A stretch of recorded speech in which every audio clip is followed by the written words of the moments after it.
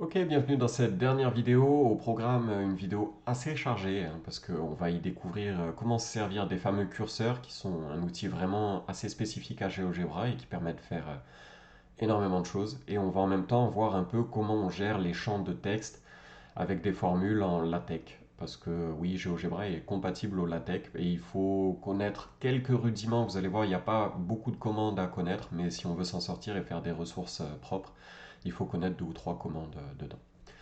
Alors, l'exercice, c'est tout simplement de faire un fichier GeoGebra qui permette d'illustrer en fait comment se comportent les surfaces quand on les agrandit et de conjecturer un peu la règle que les surfaces vont proportionnellement à un rapport k au carré, k étant un coefficient d'agrandissement réduction. Et donc, bon, on va créer notre fichier. Donc, on va aller dans le module géométrie. Moi, je vais mettre une petite grille, je vais mettre juste le quadrillage principal, ça va m'aider énormément à me guider. Et bah, la première chose, ça paraît plutôt logique, c'est qu'on va construire notre carré de base.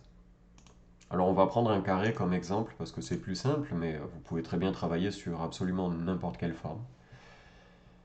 Et ce qu'on va faire, c'est qu'on va créer un premier curseur, ça y est. Et du coup, le curseur il se trouve dans le menu angle et mesure. Alors en fait, ici il n'est pas affiché parce qu'il faut encore une fois cliquer sur le plus. C'est quelque chose qui est un peu caché, hein. Donc il faut vraiment bien afficher tous les outils. On récupère le curseur, on clique n'importe où, et là on obtient la boîte de dialogue du curseur. Alors nous, à quoi il va nous servir ce curseur? En fait, ça va être notre coefficient d'agrandissement. Ça va nous permettre d'avoir quelque chose d'un peu dynamique. Du coup, plutôt que de l'appeler E, on va l'appeler K. Et notre agrandissement, il va varier entre 0 et 5. On va lui mettre un incrément de 0,1. Alors l'incrément, c'est tout simplement la sensibilité du curseur. Nous, on incrémente 0,1, ça nous va plutôt bien. On clique sur OK, et là, je vois que j'ai un curseur. Bon, pour l'instant, il ne sert à rien, hein, mais bon, en gros, j'ai quelque chose que je peux déplacer là, qui va de 5 à 0, comme on l'avait prévu, avec un incrément de 0,1. Alors maintenant que je suis là, j'aimerais bien voir un peu comment fonctionnent les agrandissements-réductions. Alors on a une figure, une transformation géométrique qui est associée à ça, c'est la transformation de l'homothétie. Et donc ce qu'on va faire, c'est qu'on va venir créer une homothétie de notre carré, passant par un point qu'on va fixer ici, bon ça n'a pas une importance incroyable, et de rapport. Alors en fait nous, comme on veut quelque chose de dynamique, plutôt que de lui mettre un rapport fixe, on va lui mettre le rapport K. Pourquoi K? Parce que bah, c'est le nom de mon curseur. J'appuie sur OK, et donc là je vois que en fait mon curseur K vient piloter l'agrandissement de mon carré de base.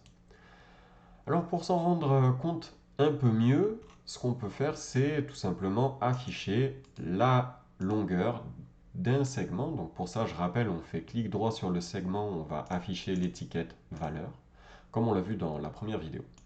On va afficher aussi cette étiquette-là. Alors nous, les noms ne nous intéressent pas beaucoup. Ce qui nous intéresse, c'est vraiment les longueurs. Et on voit que, effectivement, quand j'ai un coefficient d'agrandissement de 2, si ce segment-là fait 2, celui-ci fait 4. Si jamais je monte à 3, si ce segment-là fait 2, celui-ci fait 6, etc. etc. Et nous, ce qui peut nous intéresser, c'est par exemple regarder un peu comment va se comporter la surface de ces deux carrés en fonction de leur coefficient d'agrandissement K. Et pour ce faire, alors il y a différentes manières, mais moi je vous propose d'utiliser un champ texte parce que bon, ça nous permet de travailler un peu sur le champ texte. Alors le champ texte, c'est assez facile si vous connaissez le LaTeX. Si vous y connaissez absolument rien, vous allez voir, on va essayer d'y aller doucement. On va partir du début. C'est pas infernal non plus, mais ça peut être un peu impressionnant au début. En fait, on va cliquer sur le champ texte. Et nous, ce qu'on va vouloir faire, c'est déjà mettre le mode avancé. Et on va écrire trois choses. La première, c'est quelle est la valeur du coefficient d'agrandissement.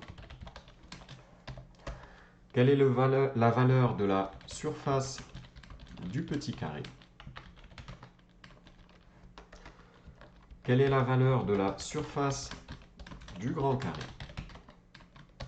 Et quelle est la valeur du rapport des deux. Alors là, si vous voyez que si je clique, bon, ça nous fait ça, c'est plutôt pas mal.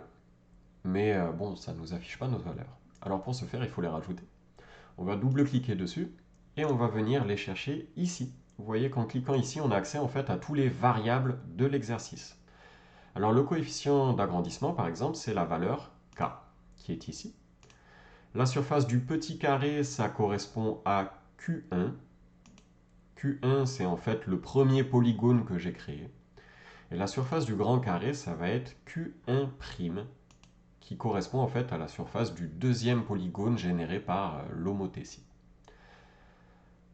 Je clique sur OK pour vérifier, et là je vois qu'effectivement j'ai un carré de 2 par 2, sa surface c'est bien 4. Ici j'ai un carré de 6 par 6, sa surface vaut bien 36. Le coefficient d'agrandissement vaut bien 3.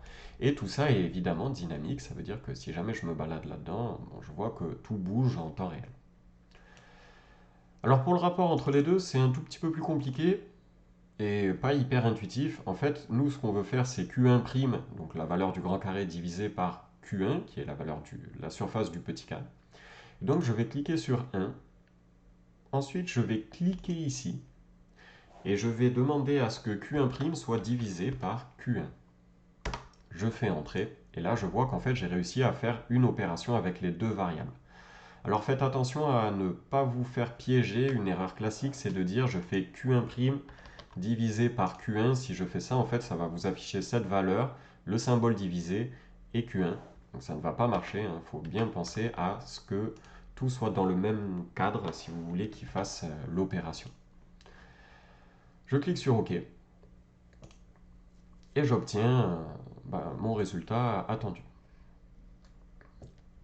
Maintenant que je suis là, en fait, je peux encore une fois venir agrandir ou réduire.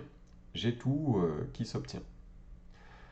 Alors une dernière chose qui va m'intéresser, c'est que en fait ici, si je me mets sur un rapport 2,5 par exemple, on voit que tout ça n'est pas très précis, on n'a qu'une seule décimale pour le rapport. Et on peut aller dans les propriétés. Si on va dans texte, on peut en fait contrôler l'arrondi qui vont être faits sur les différents calculs. Donc si je me mets à 2 décimales, je vais voir que j'obtiens des résultats qui sont beaucoup plus précis. Du coup, maintenant qu'on a tout ça, ce qu'on peut faire, c'est mettre ce champ-là en gras. Mais le problème, c'est que si jamais je fais ça, en fait, tout le texte se met en gras. Et si vous voulez piloter un peu plus finement votre texte, c'est là que vous allez avoir besoin du langage LaTeX. Alors le langage LaTeX, on va voir quelques petites formules. En fait, l'idée, c'est pour venir paramétrer plus finement votre cadre texte. Il faut cliquer sur Formule LaTeX. Et dès que vous passez en LaTeX, en fait, tout va être en LaTeX. Alors LaTeX est un langage de mathématiques un peu compliqué. Il ne comprend pas, par exemple, que tout ça, c'est du texte. Il va falloir lui dire. Donc pour ce faire, on va utiliser une commande /texte et des accolades de part et d'autre de mon texte. Ça permet de spécifier à LaTeX que en fait, ce que je suis en train d'écrire est bien du texte. Donc on va répéter l'opération pour tout ce petit monde.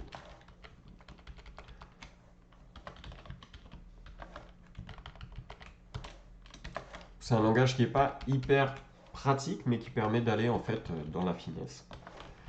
Maintenant que j'ai précisé que tout ça était du texte, moi ce que je voudrais, c'est... Ah oui, il faut aussi lui dire qu'on saute des lignes. Alors ça, il ne le sait pas nativement. Et le symbole pour sauter des lignes, c'est 2 fois l'anti-slash. Donc il faut que je le remette à chaque changement de ligne.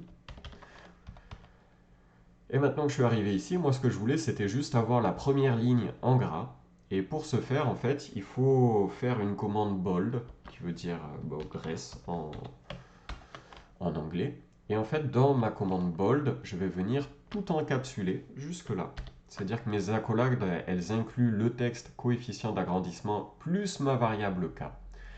Et maintenant que j'ai utilisé mes 3 petites commandes, si je fais OK, j'obtiens quelque chose qui est un peu plus propre au niveau de la présentation. Alors je peux enlever la grille. Et là, je commence à avoir une ressource qui est plutôt utilisable, plutôt jolie. Alors là, on voit que on peut encore une fois rajouter des petits espaces ici et ici. Hop. Et ici aussi. Alors, il faut bien mettre les espaces dans le texte, sinon il ne les considère pas comme les espaces normaux. Et là, je commence à avoir une ressource qui est plutôt exploitable pédagogiquement parlant. Je peux voir que si j'ai un coefficient d'agrandissement qui est égal à 1, mon carré ne bouge absolument pas. Si j'agrandis mon carré de facteur 2, je peux voir que les longueurs sont multipliées par 2 et que les surfaces sont multipliées par 4, donc 2 au carré. Si jamais je prends un agrandissement de coefficient 3, je peux voir que les longueurs sont multipliées par 3, mais que les surfaces sont, elles, multipliées par 9, donc 3 au carré. Par 4, c'est pareil, et par 5 aussi. Et encore une fois, du coup, on a un bel outil de conjecture sur l'effet d'un agrandissement de coefficient k sur les surfaces. Voilà, c'est tout. Désolé pour cette vidéo un peu longue, hein, mais parce qu'il y a pas mal de notions derrière. Bon, j'espère que vous avez réussi à tout suivre jusqu'à la fin. Je vous souhaite bon courage et bon courage pour la suite.